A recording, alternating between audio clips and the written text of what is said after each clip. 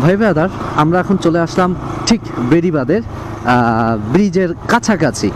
আর আমার হাতের ডান পাশে হচ্ছে একটা রেস্টুরেন্ট বলতে ঠিক ফুড কোর্ট যেরকম থাকে, বিভিন্ন একটা ফুড কোর্টের মধ্যে যেরকম অনেকগুলো রেস্টুরেন্ট থাকে ছোট ছোট ছোট ছোট, সো ওই এরিয়াটাকে বলা হচ্ছে ফুড কোর্ট। সো ওই রকমই আছি ফুড কোর্টের বিষয়টা।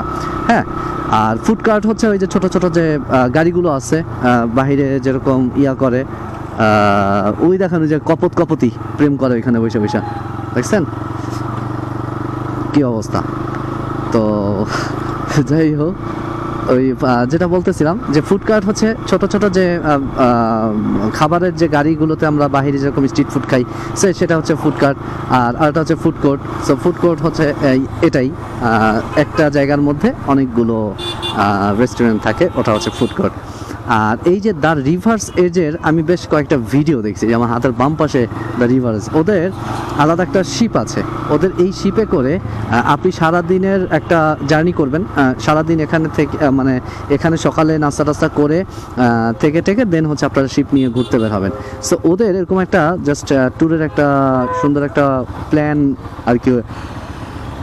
ঘুরতে আসে, যারা ঘুরতে আসে ঠিক তারা এভাবে করেই মূলত হচ্ছে এই শিপে এই জায়গাটাতে ঘোরে। তবে কস্টিংও বেশি না, পার হেড নাকি আমি দেখেছিলাম লাস্ট, পার হেড মেবি 2,000 টাকা করে খরচ হয়। সো আপনারা যদি কেউ আসতে চান, এসে ট্রাই করে দেখতে পারেন,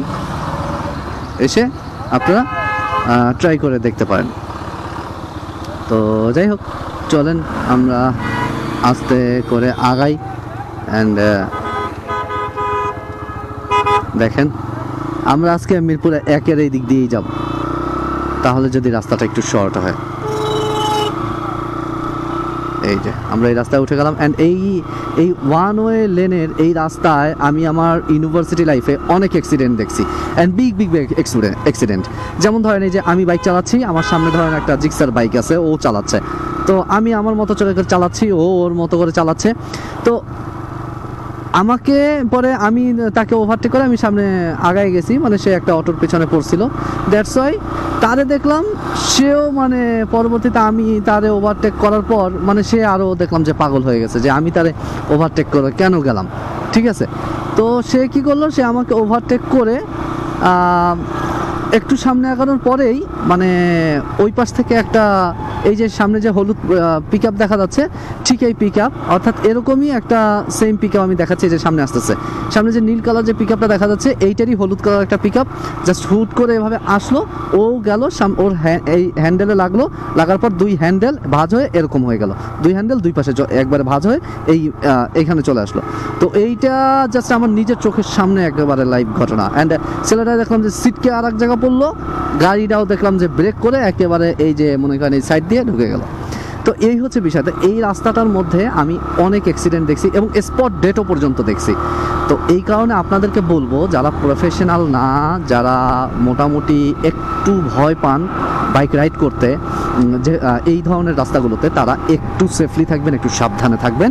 মানে সাবধানে থাকবেন বলতে এই রাস্তাগুলোতে একটু সাবধানে চালাবেন, তাহলে আই থিঙ্ক অ্যাক্সিডেন্ট হবে না, অ্যাক্সিডেন্টের প্রবণতাটা কমে যাবে। এবং এই আমি যে ঘটনাটা বললাম সেই ঘটনাটা কোথায় ঘটছে সেটা একটু আপনাদেরকে দেখাই। সেই ঘটনাটা ঘটছে ঠিক এই জায়গাটাতেই, এই জায়গাটাতেই, এবং এই জায়গাটাতেই আবার একটা স্পট ডেটও দেখছি, ঠিক এই জায়গাটাতেই ঘটনাটা ঘটছে। অ্যান্ড এগুলো দেখলে মানে যখন সামনাসামনি একেবারে চোখে আপনি যখন সামনাসামনি দেখবেন না, তখন দেখলে আপনার মন মাইন্ড একদম মানে আপনি পুরো আউল হয়ে যাবেন এক কথায় বলতে গেলে, মানে ভয় ঢুকে যাবে আপনার মনে। কিন্তু আল্লাহর রহমতে আমি তো আসলে ওইভাবে বাইক চালাতে অতটা ভয়ও পাই না, আর আমি ঠিক অতটা রাফও চালাই না।